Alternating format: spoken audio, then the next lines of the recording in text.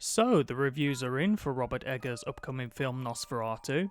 Some people are calling it the best film of the year, and Rotten Tomatoes gives the film a 93%, certifying the film as fresh. I'm super excited to see the film, and it is my most anticipated film for next year. I have to say this because UK viewers will be getting the film in January of 2025. But in this video, I wanted to take a closer look at the choice of design for Count Orlok in Robert Eggers' version of the film, comparing it to the other versions of Orlok that we have seen. I'm really interested to see what Bill Skarsgård can bring to the character of Count Orlok. The first thing that director Robert Eggers teased us with was an interview he gave with Variety, as he said, "This Orlok is more of a folk vampire than any other film version. That means he's a dead person, and he's not like, I look great and I'm dead. Folk vampires in some ways are more visually similar to zombies. The reason why he looks the way he looks and he dresses the way he's dressed is because for the first time in a Dracula or Nosferatu story, this guy looks like a dead Transylvanian nobleman.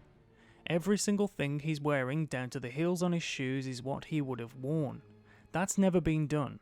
I absolutely love the approach that he's taken with the character, and one of the main reasons why is because it's totally different. F.W. Murnau's original 1922 film is 100 years old, and Max Schreck's makeup is so recognisable.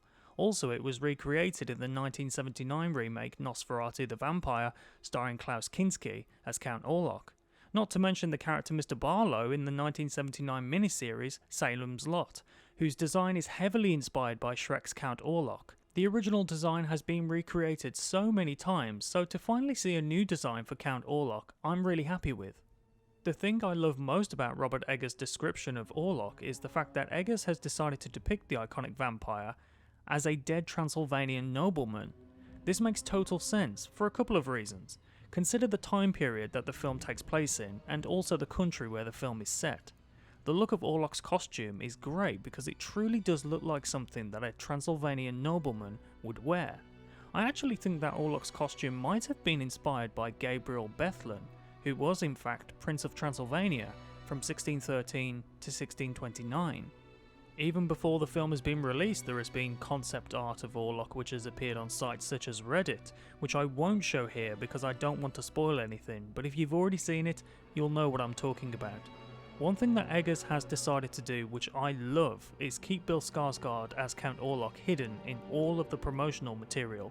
In trailers we've only seen glimpses of him, and even then he's kept in the shadows. Probably the most clear shot that we have seen of him is this shot right here. Even though we can only see the side of Orlok, we can already tell that this is going to be a different take on the iconic vampire. We've also seen a close-up of his eyes, which is pretty creepy. Orlok almost looks blind.